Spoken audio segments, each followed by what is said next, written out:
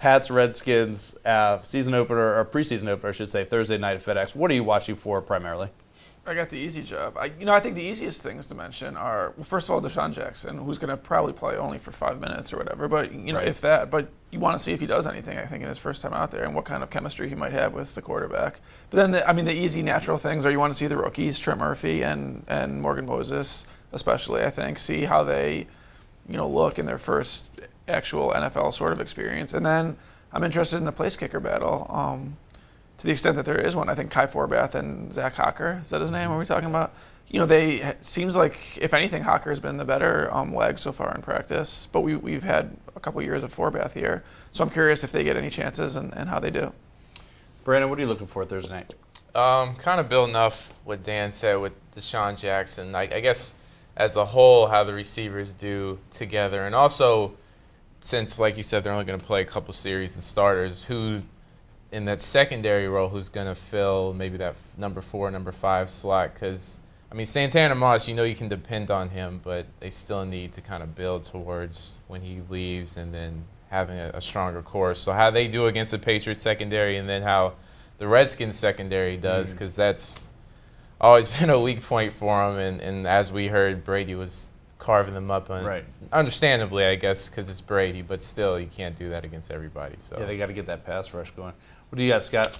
I'll go to another position, the backup running back battle with another rookie. You took mine. Oh, that's what I was going to say. Yeah, all right, go ahead.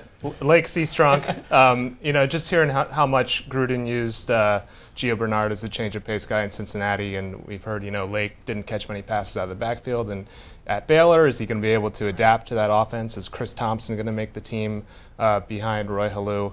And then kind of who's going to emerge as this year's Marcus Mason or Marco Mitchell, those guys that just explode in the preseason and get people excited for no good reason leading into the actual Who was the Hawaii quarterback? Colt Brennan. Colt Brennan, okay. Yeah. We still see those jerseys around. Preseason stars. Yeah. There's always somebody. You're right. There's always somebody. And I was gonna say to your point about the running backs, the third down back. Is it going to be Halou? Is it going to be somebody? Seastrunk seems, at least on the first depth chart, pretty buried on the running backs. I guess that's not surprising given that he's a rookie, but that would be interesting to watch for sure. And Chris Thompson was he sort of had some flashes last year when he was in his first year back from a knee injury, and then he got the shoulder injury and didn't get to play. But again, it's just brief snippets of training camp, but he has looked fast when he's gotten the ball in his hands. So. And once that second team gets in, you'd expect to see more reps out of some of the new faces like Roberts. I'm interested to see what he's got, both on special teams. He's kind of a veteran who's like. You think he's not going to play much for the second string?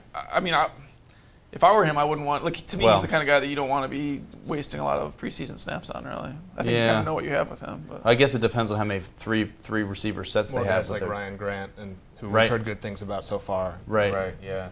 Lots to watch for. Yes. Football season's back. We haven't there's all kinds of questions about who's going to take London Fletcher's role, both in the actual linebacking core and also with leadership. I imagine you probably won't get a huge look at the leadership of the team based on a preseason game no one cares about. But I think certainly the middle linebacking job is going to be kind of interesting. What about on the sideline? Are you guys interested to see Gruden at all, sort of just how he's going to sort of take charge of the team on the sideline in his first head coaching experience? To me, the thing that I would, on that, sorry to jump in again, is stuff like the clock management and, challenge management and stuff like that, which, for all of his experience and accolades, Mike Shanahan wasn't always perfect. That's certainly Joe Gibbs the second time around wasn't perfect. That Zorn had all kinds of issues with. So, you would like to feel it's easy sitting at home watching on television to know what they should do, but you would like to feel like the person on the sideline has a pretty good grasp of that. And as a first-time coach, that'd be interesting. They employ enough people on that coaching staff that it shouldn't necessarily be all on Gruden. I know he makes the final call, but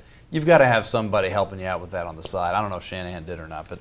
Those have to be improvements this year over last year. Shanahan probably overruled the guy. I was going to say, yeah, he's running the show.